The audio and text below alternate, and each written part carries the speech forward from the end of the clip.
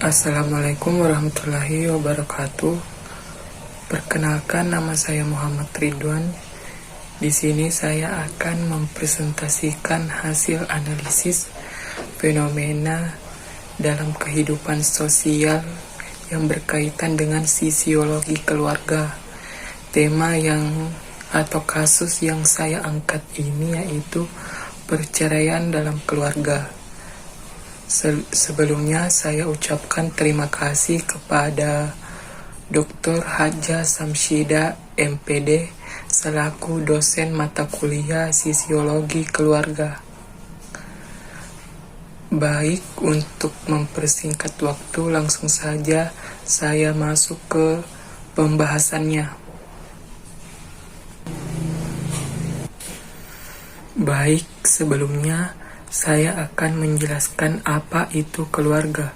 Keluarga adalah unit terkecil yang ada di masyarakat yang terdiri dari ayah, ibu, dan anak-anaknya yang memiliki hubungan darah dan tinggal dalam satu rumah yang tinggal dalam satu rumah. Di mana ayah berperan sebagai suami dari istri dan anak-anak berperan sebagai pencari nafkah, pendidik, pelindung, dan pemberi rasa aman sebagai kepala keluarga, sebagai anggota keluarga dari kelompok sosialnya, serta sebagai anggota dari kelompok sosialnya, serta sebagai anggota masyarakat dari lingkungannya.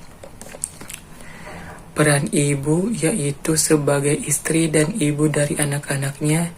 Ibu mempunyai peranan untuk mengurus rumah tangga sebagai pengasuh dan pendidik anak-anaknya, pelindung, dan sebagai salah satu kelompok dari peranan sosialnya. Dan peran anak yaitu anak-anak melaksanakan peranan psikososial sesuai dengan tingkat perkembangan baik fisik, mental, sosial, dan spiritual. Adapun fungsi dari anggota keluarga, yang pertama itu fungsi reproduksi. Keluarga pada hakikatnya mempunyai fungsi sebagai generasi penerus, yang dalam arti bahwa sesungguhnya setiap keluarga mempunyai keinginan untuk mempunyai anak dalam mempertahankan kelangsungan keturunan tersebut. Kedua, fungsi sosialisasi. Sosialisasi ialah proses belajar bersikap, berperilaku, dan berkehendak mengetahui aturan-aturan, norma-norma, dan tata nilai di dalam kelompoknya. Yang ketiga itu fungsi afeksi. Keluarga memberikan cinta dan kasih dalam arti bahwa di dalam keluarga ada rasa kasih sayang dan cinta kasih antar sesama anggota keluarga. Yang keempat itu fungsi proteksi atau perlindungan. Keluarga juga sebagai lembaga yang memberikan perlindungan bagi anggota keluarganya sehingga akan menimbulkan rasa aman dan tentram. Yang kelima ada fungsi ekonomi. Keluarga mempunyai sebagai alat ekonomi untuk mencari nafkah dan mengatur keluarganya. Di dalam keluarga terdapat kegiatan ekonomi seperti kegiatan produksi dan konsumsi. Yang keenam yaitu fungsi religius. Keluarga mempunyai fungsi untuk meletakkan dan menanamkan dasar-dasar agama bagi anak dan anggota keluarga. Yang ketujuh, fungsi pendidikan. Keluarga mempunyai fungsi untuk mendidik anak-anak sebelum masuk sekolah secara formal. Fungsi ini juga untuk mendidik anak mulai dari awal sampai pertumbuhan anak hingga terbentuk personality.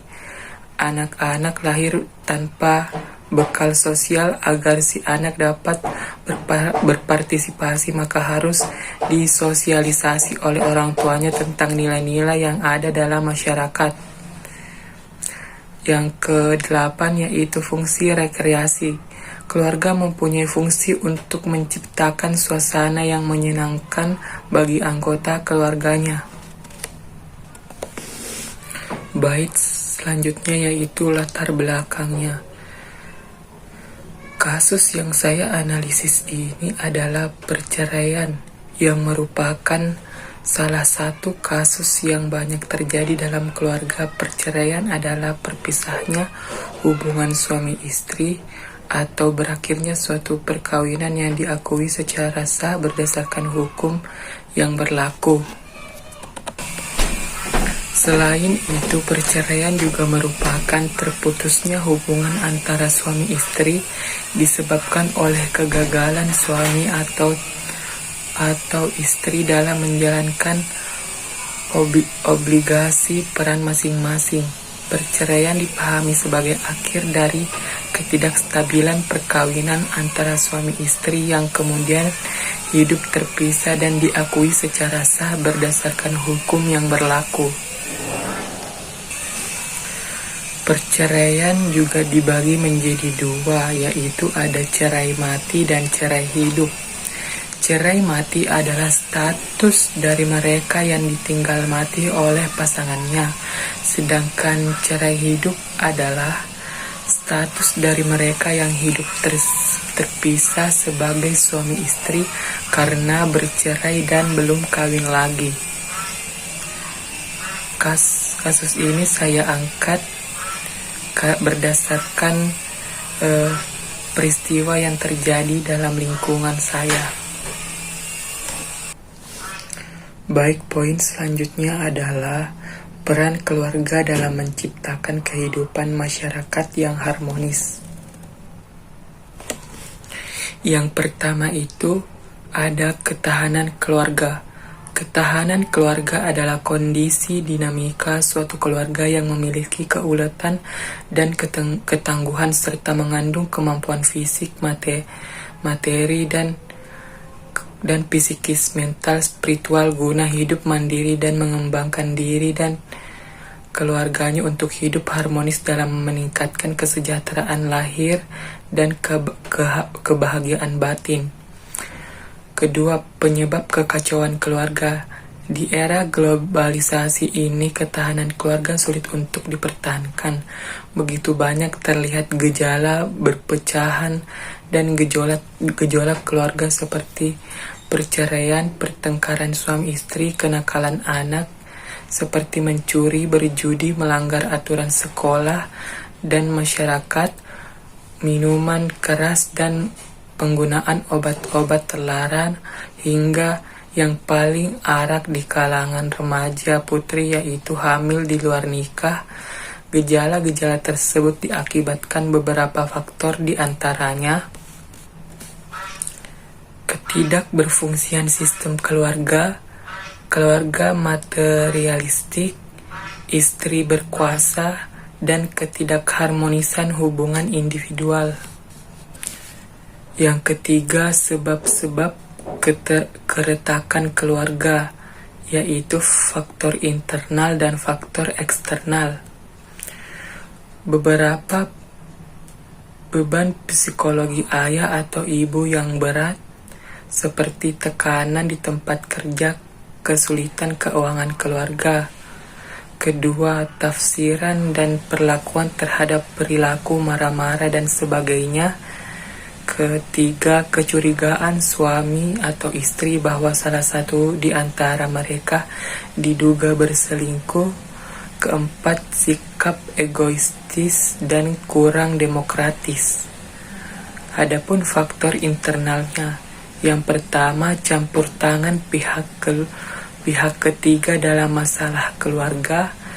Kedua, pergaulan yang negatif anggota keluarga. Ketiga, kebiasaan negatif istri bergunjing di rumah orang lain atau di acara arisan dan kantor.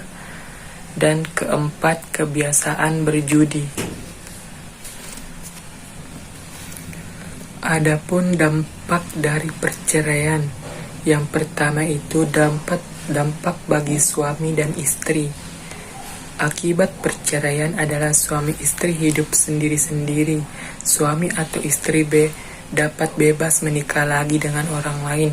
Perceraian membawa konsekuensi yuridis yang berhubungan dengan status suami, istri, dan anak serta terhadap harta kekayaannya. Dengan adanya perceraian akan menghilangkan beberapa harapan untuk mempunyai keturunan yang dapat dipertanggungjawabkan perkembangan masa depannya.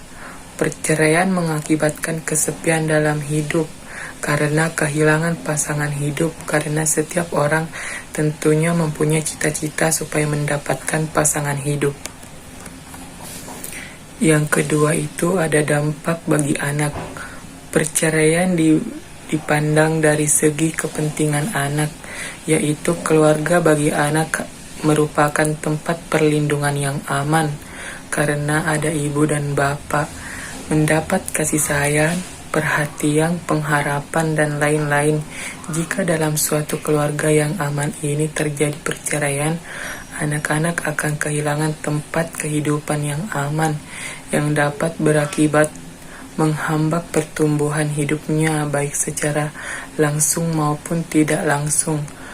Akibat lainnya telah ada kegoncangan jiwa yang besar yang langsung dirasakan oleh anak-anaknya, meskipun anak-anak ini dijamin kehidupannya dengan pelayanan yang baik oleh kerabat-kerabat terpilih. Yang ketiga itu dampak bagi harta. Apabila terjadi perceraian, maka perikatan menjadi putus dan kemudian dapat diadakan pembagian kekayaan perikatan tersebut. Jika ada perjanjian perkawinan, pembagian ini harus dilakukan menurut perjanjian tersebut. Dalam suatu perceraian dapat berakibat terhadap harta kekayaan, yaitu harta bawaan dan harta perolehan serta harta bersama. Untuk harta bawaan dan harta perolehan tidak menimbulkan masalah karena harta tersebut tetap dikuasai dan adalah hak masing-masing pihak. Apabila terjadi penyatuan harta karena perjanjian, penyelesaiannya juga disesuaikan dengan ketentuan perjanjian dan keputusan.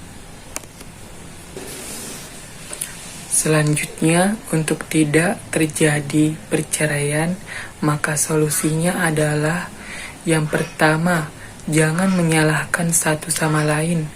Rumah tangga tentu tidak luput dari kesalahan pertengkaran, namun dengan menyalahkan satu sama lain tidak akan memperbaiki permasalahan yang ada, semakin memperkeruh suasana. Kedua yaitu saling mendengarkan satu sama lain. Satu ini dirasa paling ampuh untuk menghindari perceraian. Ini adalah hal dasar yang wajib dilakukan setiap pasangan suami istri untuk saling mendengarkan satu sama lain. Komunikasi yang bermasalah seringkali menjadi penyebab akar dari permasalahan suatu hubungan, sehingga kamu dan pasangan memerlukan komunikasi yang baik agar pernikahan dapat berjalan sesuai yang diharapkan serta terhindar dari perceraian. Dan yang ketiga adalah belajar memaafkan dan melupakan. Ada orang di muka bumi ini yang tidak pernah membuat kesalahan, dan tidak semua orang juga bisa belajar memaafkan dan melupakan kesalahan yang telah orang lain perbuat kepadanya. Hal ini seperti juga sangat penting dalam mempertahankan rumah tangga. Tidak ada orang yang menyukai jika kesalahan salah satu diungkit dan diingat setiap kali bertengkar. Dalam menjalin rumah tangga yang ideal, memaafkan dan melupakan perlu dilakukan agar tidak ada rasa bersalah dan dendam yang menyelimuti batin satu sama lain. Lupakan dan ikhlaskan adalah kunci penting jika ingin rumah tangga terhindar dari perceraian. Jadi kesimpulan dari apa yang telah saya sampaikan adalah Dalam sebuah keluarga tentu pernah timbul sebuah permasalahan, baik itu permasalahan antara suami istri maupun permasalahan antara orang tua dan anak. Dan jika permasalahan tersebut tidak terselesaikan dengan baik, maka akan terjadi yang namanya perpisahan dan perceraian. Perceraian adalah perpisahannya hubungan suami istri yang sudah menikah dengan keputusan dari kedua belah pihak. Untuk mengantisipasi perceraian, semua anggota keluarga harus berinteraksi dengan baik, saling mendengarkan, saling memahami, dan yang paling penting jujur kepada pasangan. Baik, sekian dari apa yang dapat saya sampaikan. Jika ada salah kata, mohon dimaafkan. Dan saya akhiri, wassalamualaikum warahmatullahi wabarakatuh.